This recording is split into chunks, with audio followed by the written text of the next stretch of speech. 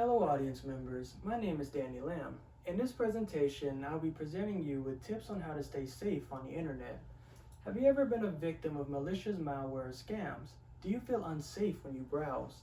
The tips we'll cover today will allow us to protect ourselves online, but first, where did the internet come from? According to the University System of Georgia, the internet began as a tool dedicated to government use, and internet advancements involve protocols. Protocols allowed users to download, share, and transfer files across the web. Eventually, other features like emailing followed suit. The World Wide Web didn't appear until the late 1980s from a European lab in Switzerland, and its rapid rise in popularity sparked new features in what we have today. But why should we remain safe online? Being safe on the internet prolongs our technology's long-term health and prevents future complications. Not to mention, it allows us to protect our files and ourselves. The first tip to being safe on the internet is to download antivirus software. Start by searching up antivirus brands on your internet browser, then read reviews and benefits associated with each. Finally, choose one and download it. But what does this program do? Antivirus software is a program that protects its users by removing and blocking a multitude of malware such as viruses, trojans, and more. Antivirus actively protects us daily, but it can't protect us from every threat, leading to our second tip. Take precautions. If a site or individual is suspicious, stay cautious around them and never click on anything from them. Site extensions or if a link is a jumble of letters can be a clear red flag. Aimlessly clicking on files and links openly invites all kinds of individuals and malware onto our computers. For example, ransomware is a type of malware that comes from clicking infected files, opening infected links, and more. Victims rapidly have their computers access files and systems held hostage and are forced to pay an immense fee. The average fee in 2021 is estimated by Purple Security to be an astounding $570,000. While antivirus is already beneficial, remain precautious as well. Both tips serve to protect users' general use on the internet. The following two tips focus on social media safety, starting with tip 3. Limit the information you share by yourself online. When we overshare our private lives, we detail our experiences, moods, planning, activities, or surroundings. Though it can give us positive attention, it also presents risk.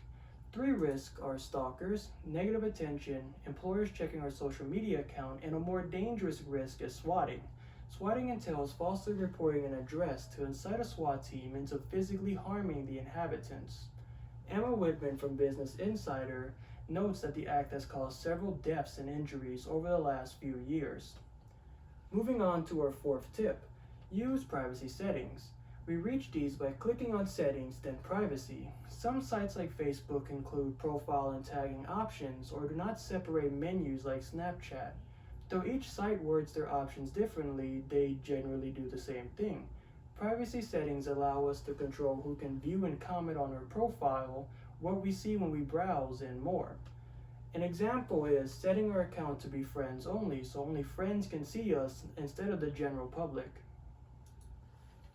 Generally, passwords are only a layer of security, so for our fifth tip, use strong passwords. Ideally, we want to exceed the minimum password requirements. Start with words or phrases, then change some letters into numbers or special characters and add more. But why do we want to fulfill these criteria? Our maximum password combination pool is increased drastically by having more usable characters and a longer password. Effectively, we're increasing the time and effort hackers need to breach our accounts. For our next tip, number 6, use two-factor authentication. Two-factor authentication is an extra layer of security that requires a code sent to our phones or emails to access our accounts. Ultimately, even if someone has your credentials, they'll be unable to log in without the code. Genshin Impact's crisis months ago serves as a perfect example. As James Busby from Deserto reported, numerous accounts were stolen, leading to immeasurable damages. A stronger password would have hindered the hackers. Meanwhile, two-factor authentication would prevent them from signing into compromised accounts. Both of these simple processes can be the deciding factor between if your account is breached or remains protected. Surprisingly, internet scams are relevant and frequent. There are a variety of different ones, such as cryptocurrencies, texts, emails, robocalls, and more. Majority of these involve victims clicking links, opening files, or sharing information. So how do we protect ourselves from scams? For our final tip, number 7, be wary of scams. As mentioned in tip 2, never click on suspicious links or files. To verify an individual, check their grammar or email used. In addition, we can research the companies, check information without clicking links or files, call phone numbers listed, and more. But be careful, as Jim Browning, a YouTuber who focuses on catching hackers and exposing them, was caught red-handed by a scammer himself. After the ordeal, Jim reflects on his experience by saying he could have asked more questions in order to expose the scam, but due to the immense stress of losing all of his work he's built up over the years, he overlooked several details that would have exposed the nature of the scam, causing him to fall for it.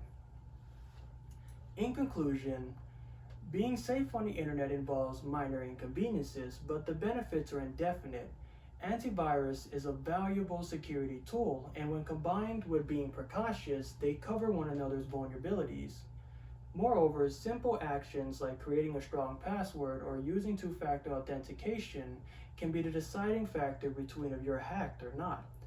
Scams remain prevalent and evolve daily, so remain vigilant and safe.